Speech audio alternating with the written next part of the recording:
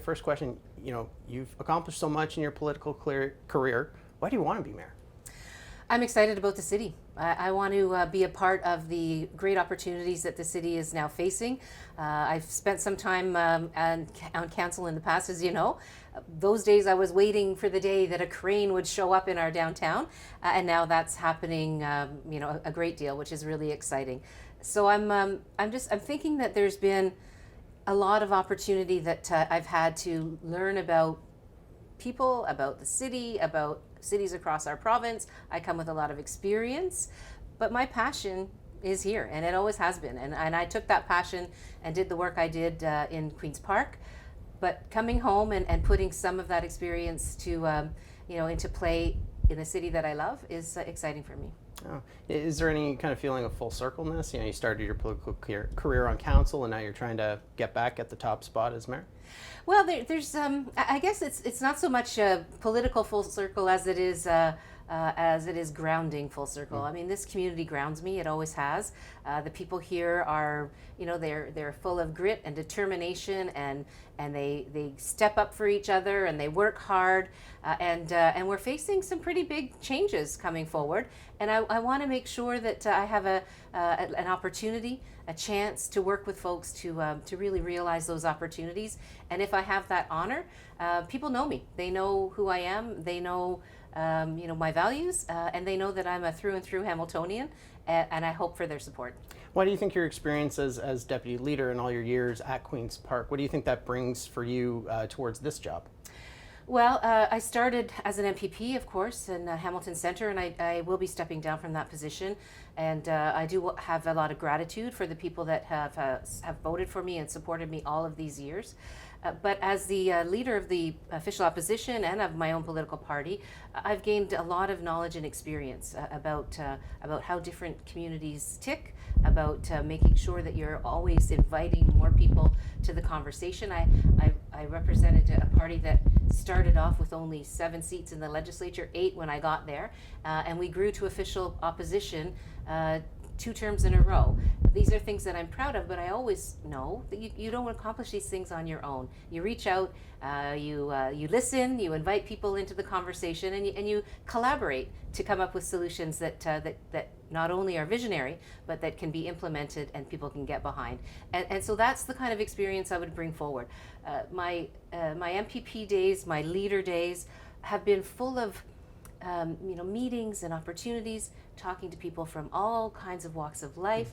As an MPP, yes, but as a leader, you get to meet folks, from rural communities and in smaller towns and in big urban centers and in suburban communities. And I've had a lot of those conversations over the years. And when I think about our Hamilton, we are made up of wonderful communities. Our city is, and it's really about making sure that everybody feels that they're part of our city, and that we're going to move forward together. And so those conversations are to be had certainly over the next little while, but going forward, and that's that kind of experience, that kind of knowledge, I guess, and those kinds of networks, because I have a lot of networks that I've built over the years, I think will be beneficial to the people of the city of Hamilton. And so I look forward to the opportunity to share all of that and to lead the city if I'm given the opportunity in October. So about your platform, can you tell me a little bit about it? What are the things that you're kind of seeing as the big pressing issues?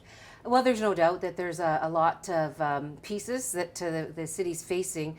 For me, it's about the vision going forward and how we take hold of the opportunity and learn from some of the things that have been, maybe problematic, but for sure strike a path that's, that's all about the opportunity that Hamilton holds. We have some really great plans going forward that the city's already put in place, but we also need to make sure, for example, housing, that we are making sure that we're meeting the needs of people when it comes to housing, and that's great to see that there's effort being made there. We got to make sure we realize that effort. So there are going to be details coming out more clearly over the next couple of weeks as we head into the full throttle campaign. But for me, it's about a vision of Hamilton that's seizing opportunity, that's growing responsibly, that's meeting the needs of the people of this great city, and that continues to build communities that people proudly call home. And speaking of building communities, one specific issue that's really been top of mind for a lot of people these days has been safer streets. And just over the weekend, we had another pedestrian hit by a vehicle, seriously injured. We actually had a candidate for Ward 4 Council who was narrowly almost hit with her 14-year-old niece. I'm curious what your thoughts are, what your plans, what you think needs to be done in terms of making streets safer for cyclists and pedestrians. Yeah, I've long been somebody who has been aware of and supportive of a Vision Zero, plan going forward. So where we see no accidents and no deaths on our streets. Roads need to be safe for all users. And so the city is doing some work. I realize that on complete streets and making sure that we're implementing policies that reduce the likelihood of collisions and of people being injured and killed on our streets. It's heartbreaking. I think everybody in Hamilton has a collective sinking of their hearts when they hear yet another incident like this has occurred. Not too far from here is where Boris Brott lost his life. So there's definitely things that can be done, both in terms of design. That's some of the stuff I actually worked on when I was a city councillor, two-way streets and bump outs, traffic calming and all those kinds of things.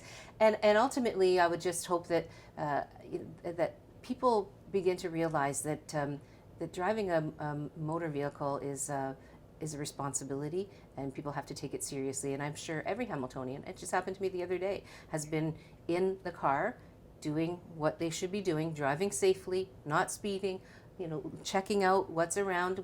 Are there people? Are there bikes? What's going on? And have somebody just speed right by me. We need to help people realize that they have a bigger responsibility than just to get there on time. Going back to one other issue with housing, Keenan Loomis has promised 50,000 homes in Hamilton over 10 years if he's elected. What do you think of that promise? I think housing is such an important issue, which is why I raised it, but I've been a housing activist pretty much my entire life before I was even elected, and I've worked in the not-for-profit housing sector, and I sat on the City Housing Hamilton board back in the day. There's no doubt housing's important, but so are communities, and so let's make sure that as we plan for the growth that we're going to see, that we're building communities and that we're building housing that meets people's needs, housing for working people, housing that people can afford, social housing for people who are really, really, really in need of a roof over their head and simply don't have the financial capacity, people with disabilities, seniors, families. It's not just about a number. It's about a vision for how we build our Hamilton in a way that has communities that keep people connected and engaged as part of the broader city. Keenan Loomis, Bob Bertina, your two competitors in this. I'm curious what your assessment is of them and why you think you're a better choice. Well, I think it's really important for democracy that people, put their hat in the ring, and so I'm happy that that's happened. I'm happy to be a part of that. I'm happy to have these important discussions, and that's the other thing that an election does, right? It helps to flesh out where people are at on these issues, and anytime we're having those conversations about things that are important to Hamiltonians, that's a positive thing. At the end of the day, on October 24th, the people of Hamilton will decide who their mayor is, and all of us will respect that decision because that's the decision that sits with them, rightfully so. That's our democracy. You spent a lot of years as Doug Ford's opponent.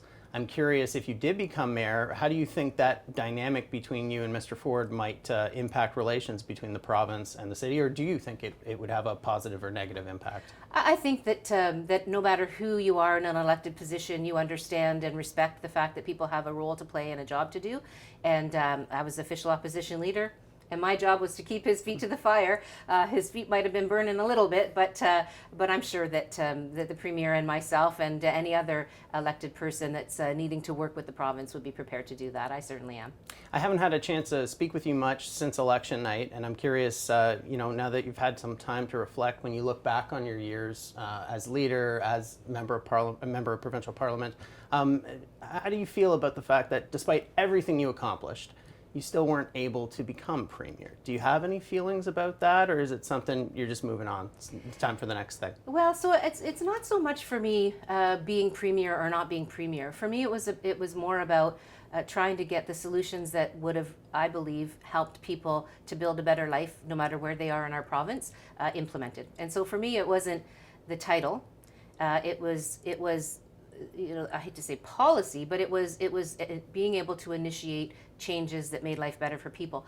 That's what I've always been about. I was about that, as I said, before I even got elected. That's what I did when I worked at the legal clinic, when I worked in affordable housing. It's what I've done all the way along. There are solutions out there that can provide the support that people need to build a great life here. And whether you're somebody who's operating a farm, whether you're somebody who's a small business in an urban center, whether you're somebody that has physical abilities that are different from others, that have physical disabilities perhaps, people can build a great life here if we put in place the things that help them to do that. And that's been who I am for a very long time. So it's not so much the title, the position, it's what you can do when you have those opportunities. Nice. So you mentioned earlier that you're going to step down as MPP. Yes. Is that going to happen tomorrow? Like, are you, as soon as you begin your campaign for mayor? Yeah, I've got a couple of things I have to wrap up. But I'm definitely making it clear that I'll be stepping down as MPP. So it's going to take me a couple weeks to wrap things up, but absolutely, it's the right thing to do. Are you, I don't even know if you could say this, but are you recommending anyone to take the seat, or are we just going to wait for a by-election? Or? Well, all of that now is up to the party. I don't have to deal with it. It's off of my shoulders. I'm only kidding, but it is actually off of my shoulders, and rightfully so. It's a very democratic process that we have. So the party will determine, what the time frame is for a nomination meeting, and people will put their names forward, and the members of the NDP and Hamilton Centre will be able to vote, and that's how the person will be elected and elected to be the candidate. With the by-election timing, of course, is up to the premier. The party and the local riding association will do their thing to get ready for that. And I don't see myself publicly getting behind any particular candidate. That's up to the riding association members. Okay. There's a mood amongst some in Hamilton that this is a big change election. We need to see a lot of the old councillors, the old guard councillors going. Certainly Fred Eisenberger not running again, longest serving mayor in Hamilton. I'm curious what your assessment is of the mood of the city right now, because there certainly is this vocal group who says, we need major changes on council, all new councillors, new mayor, new everything. But I still get the sense that some of the old guard councillors have a lot of support in the city. So I'm curious what your feelings are. I think that we're in a really interesting space right now with our city. The opportunities, as I've already mentioned, are enormous. We've got all of the growth, the development. We've got the LRT coming. We've got a renewal of our entertainment district in the downtown. Some of those things will help us to make sure that we are, I'm hoping that we're going to do that. That's what my vision is, to make sure that these things are pulling people from all of Hamilton into the bright future that we have. I think that people in the various wards elect their councillors, and they have the right to do that. And what we do when we get to that table, regardless of who is around that table, we try our best, try our hardest to meet the needs of our constituents and to put forward and implement a vision for our city that people feel proud of and can get behind and feel excited about. And I'm feeling that way right now, and so that's the energy and positivity I want to be able to bring to the mayor's role. Awesome. One last issue that I just want to touch on because it's been so important. Diversity in Hamilton, the importance of that, the lack of that in some cases has been a real topic, especially between diverse communities and their interactions with the police. I'm curious, if elected, what you would do to foster more diversity amongst city government, better relations with police. Do you have any thoughts on how to, continue the process of better integrating our city? So not only do I have thoughts, but I have experience. You may or may not know, but in 2014, the NDP elected 50% of our caucus were women. In 2018, the last election, we did that as well. The most recent election, 60% women, and 80% of our candidates were from equity-deserving groups. It's a matter of opening up the table and inviting people in. There's nothing to fear about that. I've always believed that elected office should be a place that reflects the community that we serve, and so I was able to do that as the official opposition. And as a member, as the leader of the third party at the very beginning of my journey as a leader of a political party, because that's my values, and I thought that was important. And so yes, I think that needs to happen, and it needs to, and I know how to make it happen. In other words, I've been there, I've had that experience, and I'm proud of it because it makes a big difference. Having people at the table, having that collaboration, having those conversations, it creates a place of positivity and trust.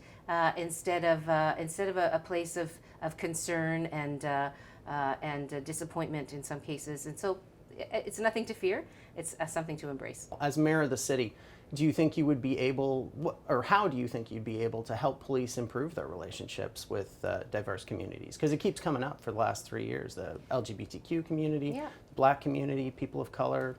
And I'm hopeful that there's been some learning that's gone through with that process. I'm hoping that we've learned some things about who we are as a community and how do we break down some of those barriers. As I said earlier, I'm a collaborator, and I believe in inviting people into the conversation. And I think the more you do that, the better things get. But you have to have people at the table on all sides who are prepared to be part of the solution. And I think we do have those people here in Hamilton on all fronts, and I'm looking forward to having the chance to work with them. Last question, you give me so much of your time, I really appreciate it, but I'm curious, I believe, unless I did some Wikipediaing, so maybe I'm wrong, but I don't think that there's ever been a female mayor of Hamilton. How do you feel if you win, you'd be the first female mayor of Hamilton? Well, I mean, obviously it would be a great honor, but what drives me is, yes, my values in terms of gender equity and all of those things. I've always been there, and as I said, I made that happen provincially. But it's not the title, and it's not the position, it's the city. This city is my heart and soul, and it always will be. It's, as I said, where I get my passion, where I get my drive, and I think that there's a lot of great opportunity going forward. Is being a woman mayor and the first woman mayor something to take note of? Yes, but that's not my driver. My driver is this great city and our great people, and really seizing the positive opportunities that we have.